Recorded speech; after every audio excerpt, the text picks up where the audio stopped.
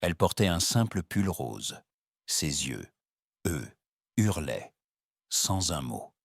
Ce jour-là, tout semblait paisible dans ce supermarché, jusqu'à ce qu'un chien policier freine net, le regard figé sur une petite fille.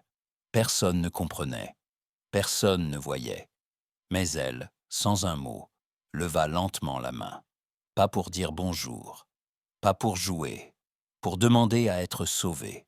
Ce que Braco, le chien policier, va découvrir ensuite, va Look, bouleverser it's the tout le magasin cereal aisle. et Can révéler we un get the secret que colorful personne n'aurait pu ones? imaginer, Okay, honey. rester jusqu'à la fin. And Parce que look who's parfois, here. ce sont les silences qui crient le plus fort.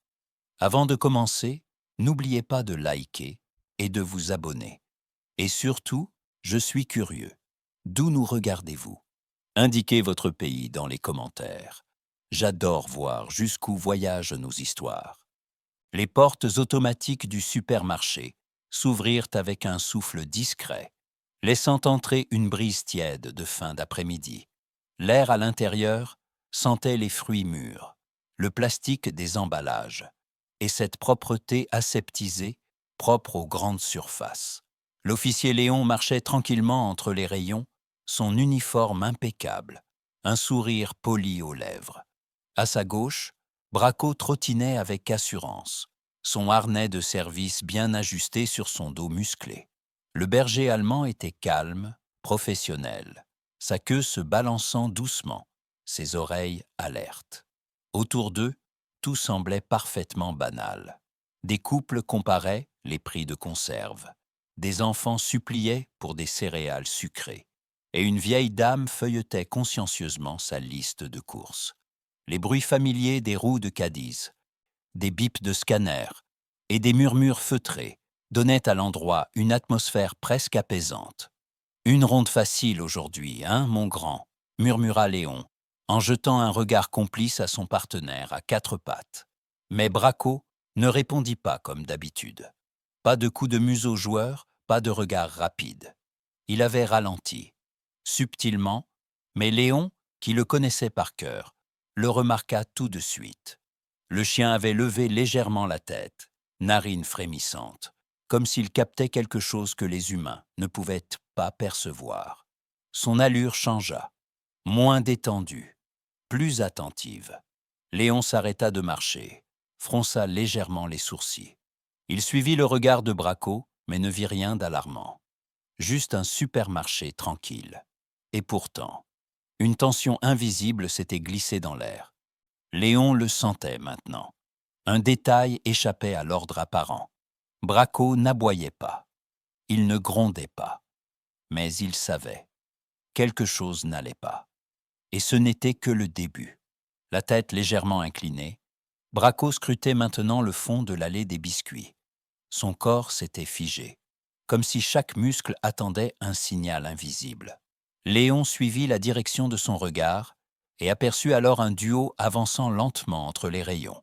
Un homme d'allure massive, la peau burinée, les avant-bras couverts de tatouages sombres. À ses côtés, une petite fille d'à peine 7 ou 8 ans, vêtue d'un pull rose trop large pour elle. Rien, à première vue, ne semblait anormal. On aurait pu croire à un père et sa fille faisant leurs courses.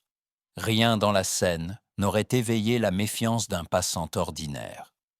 Mais Braco n'était pas un passant ordinaire. La fillette marchait d'une façon étrange, presque mécanique. Elle ne tirait pas sur la main de l'homme comme les enfants le font souvent, impatients de courir vers les sucreries. Elle ne disait rien, ne souriait pas, ne regardait pas autour d'elle. Sa tête restait légèrement baissée, ses cheveux dissimulant partiellement son visage. Dans ses bras, un vieux doudou beige, écrasé contre sa poitrine, comme un rempart fragile, entre elle et le monde. Ses doigts, minuscules, s'y accrochaient avec une force qui trahissait une peur profonde. L'homme, en revanche, ne cessait de tourner la tête, comme pour repérer qui observait. Il tenait la main de la fillette un peu trop fermement, trop longtemps, trop contrôlant. Braco n'en détacha pas les yeux. Immobile, oreilles dressées. respiration lente mais tendue. Il ne clignait presque plus, entièrement absorbé par ce qu'il percevait au-delà des apparences. Léon sentit une sueur froide glisser dans son dos. Il connaissait cette posture. C'était celle de Braco, lorsqu'il avait identifié une menace que personne ne voyait encore. « Qu'est-ce que tu as repéré, mon grand ?» Il n'avait pas encore la réponse. Mais Braco, lui, savait déjà. Cet enfant n'était pas en sécurité. Les pas du duo résonnaient faiblement sur le carrelage, noyés dans le brouhaha des conversations et le crissement des roues de caddie. L'homme s'était arrêté un instant devant les boîtes de céréales, feignant de lire une étiquette. Mais la petite fille, elle, ne regardait pas les produits. Elle regardait Braco. Le chien ne bougea pas. Son regard était ancré dans celui de l'enfant. Un échange muet, mais chargé. Quelque chose dans ses yeux appelait, suppliait. Et puis, lentement, comme si elle craignait que le moindre geste soit remarqué, elle leva la main, pas haut, juste au niveau de son épaule, la paume ouverte, les doigts tendus. Ce n'était pas un jeu, ni un bonjour timide. C'était un signal. Le signal d'alerte silencieux qu'on enseigne dans certaines écoles. Lever la main discrètement, doigt droit, pour dire qu'on est en danger sans alerter l'agresseur. Un geste que seuls ceux qui le connaissent peuvent le comprendre. Braco le comprit instantanément. Son corps se contracta, ses pattes s'ancrèrent au sol, son poil se hérissa le long de l'échine. Il poussa un grondement sourd, profond, presque inaudible pour les humains, mais suffisant pour faire sursauter Léon. Léon s'immobilisa aussitôt. Le regard de Braco était fixé, inébranlable. Le lien entre le chien et la fillette s'était formé, invisible mais indiscutable. Quelque chose de grave venait de se produire, là, au milieu des paquets colorés et de l'odeur de lessive. « Qu'est-ce que tu vois, Braco ?» Mais la réponse était déjà là. Ce n'était pas un simple regard d'enfant. C'était un appel au secours. Et Braco venait d'y répondre. Braco fit un pas en avant, le regard rivé sur l'homme. Léon resserra légèrement la laisse, par réflexe. Mais son attention était déjà happée par ce qu'il voyait. L'homme s'était retourné, un sourire crispé sur le visage. « Tout va bien, » dit-il d'une voix un peu trop aiguë. « Elle est juste timide. Elle a peur des chiens. C'est tout. » Léon ne répondit pas tout de suite. Il observa. Le visage de l'homme était tendu. Ses mains moites agrippaient un peu trop fort la main de la fillette. Une goutte de sueur perla le long de sa tempe, malgré la fraîcheur du magasin. Ses yeux fuyaient, balayaient l'allée, comme s'il cherchait une issue. La petite fille, elle, restait silencieuse. Mais ses yeux étaient grands ouverts, fixés sur Braco. Son corps tremblait à peine. Et soudain, elle tenta à nouveau de lever la main. Un mouvement timide, hésitant, interrompu net. L'homme tira doucement son bras vers le bas, comme si de rien n'était. Comme si c'était un geste anodin. Mais ce n'était pas anodin. Braco poussa un nouveau grondement, plus grave cette fois. Il se plaça légèrement devant la fillette, comme une barrière entre elle et l'adulte. Son corps formait un rempart. Léon s'approcha d'un pas. Son regard ne quittait plus l'homme.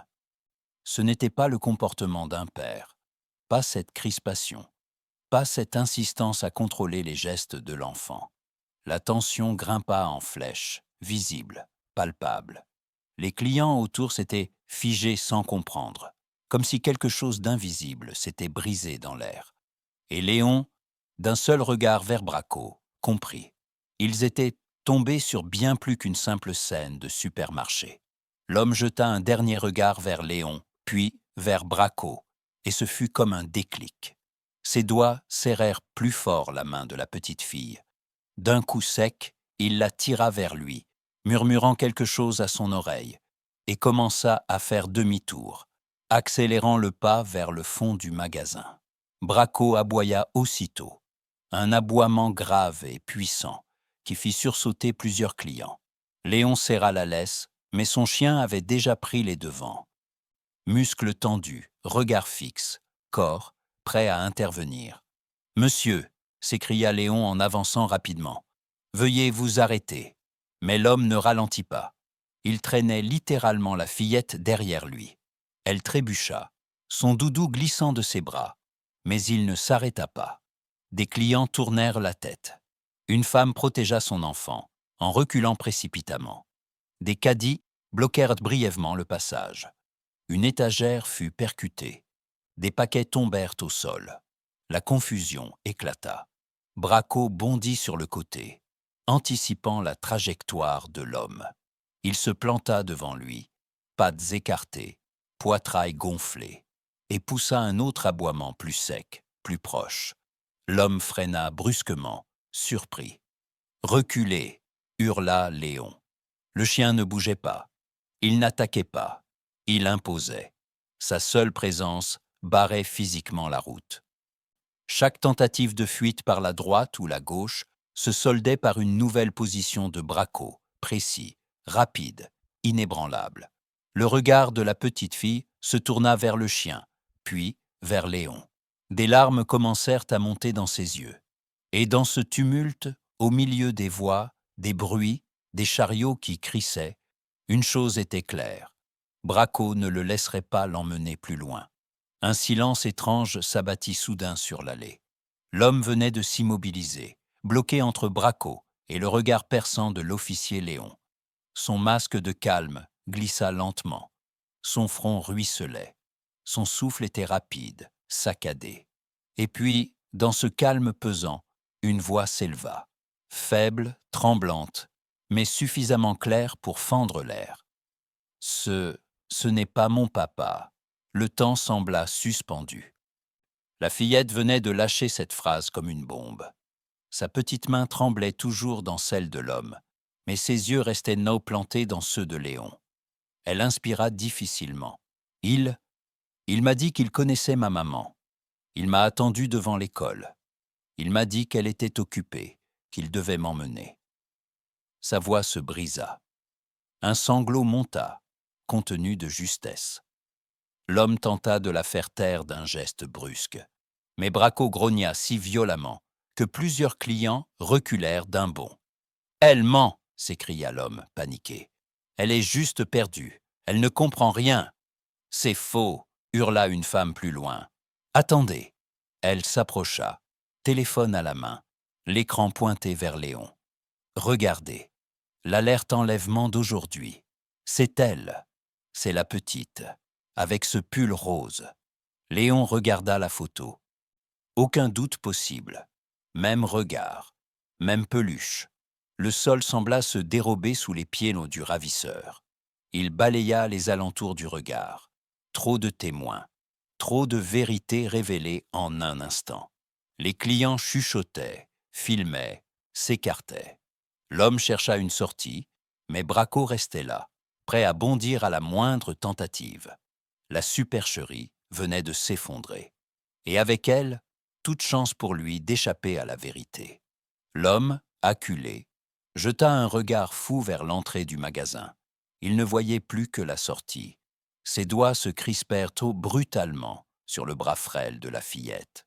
Et dans un geste sec, brutal, il tenta une dernière fuite, la tirant avec lui comme un sac qu'on arrache à un comptoir. « Non !» cria Léon, déjà en mouvement. Mais Braco fut plus rapide. Comme une flèche, le chien bondit. Son corps puissant coupa la trajectoire de l'homme, avec une précision foudroyante. Le ravisseur trébucha en arrière, perdit l'équilibre et s'écrasa au sol dans un fracas de membres et de panique. Sa poigne se desserra. La petite fille, libérée, resta un instant figée, avant de courir droit vers Léon. Elle se jeta dans ses bras, le souffle court, le visage mouillé de larmes. Léon l'accueillit doucement, la protégeant de ses bras, tout en gardant un œil vigilant sur l'homme au sol. Braco, lui, se plaça aussitôt entre eux deux. Son corps solide faisait rempart. Il grognait, sourdement, prêt à empêcher le moindre geste. « C'est fini », souffla Léon à la fillette. « Tu es en sécurité maintenant. » Elle ne répondit pas. Elle s'accrocha à lui, puis, lentement, se retourna vers Braco, et sans un mot, elle se blottit contre le chien, enroulant ses bras autour de son cou, tremblante, mais soulagée. Les sirènes commencèrent à retentir au loin. 2 agents entrèrent en courant dans le magasin, guidés par les regards choqués des clients. Ils se précipitèrent vers Léon, qui leur désigna calmement l'homme toujours au sol. Il a tenté d'enlever cet enfant. Braco l'a stoppé net. Les agents n'hésitèrent pas. Ils l'arrêtèrent immédiatement. Et dans ce supermarché désormais silencieux, une vérité s'imposa à tous. Un chien venait, à lui seul, de sauver une vie. Les gyrophares jetaient des reflets bleutés sur les vitres automatiques du magasin. À l'intérieur, le silence régnait encore. Les clients, les employés, les agents de sécurité, tous retenaient leur souffle. Au centre de cette scène figée, la fillette était toujours accroupie contre Braco, une main accrochée à son poil dense, comme à une bouée dans une mer agitée. Un agent médical s'approcha lentement, s'accroupit à hauteur d'enfant. « Tout va bien, ma chérie. Tu es en sécurité maintenant. On va juste te regarder, d'accord ?» Mais la fillette ne lâchait pas Braco. Elle hocha la tête doucement, sans desserrer son étreinte. Et soudain, la porte s'ouvrit dans un claquement précipité. Émilie, une voix de femme, écorchée par la peur, le désespoir et l'espoir. La petite fille se retourna, ses yeux s'agrandissant instantanément. Elle bondit sur ses jambes et courut, aussi vite que son corps tremblant le lui permettait. « Maman !» Les bras se retrouvèrent, se serrèrent, se confondirent dans une étreinte que rien ni personne ne pouvait briser. La mère pleurait, sanglotait dans les cheveux de sa fille, la serrant si fort qu'elle semblait vouloir la recoller à elle. Puis, tout doucement, Émilie se détacha. Elle se tourna, s'avança vers Braco et s'agenouilla devant lui. Elle caressa sa tête avec une tendresse infinie. Puis, d'une voix douce, presque murmurée, elle dit « Tu m'as sauvé ». Braco ne bougea pas. Il la regardait simplement, calme, solide, présent. La mère s'approcha, les yeux embués de larmes. « Merci, merci infiniment ». Léon observait la scène, la gorge nouée.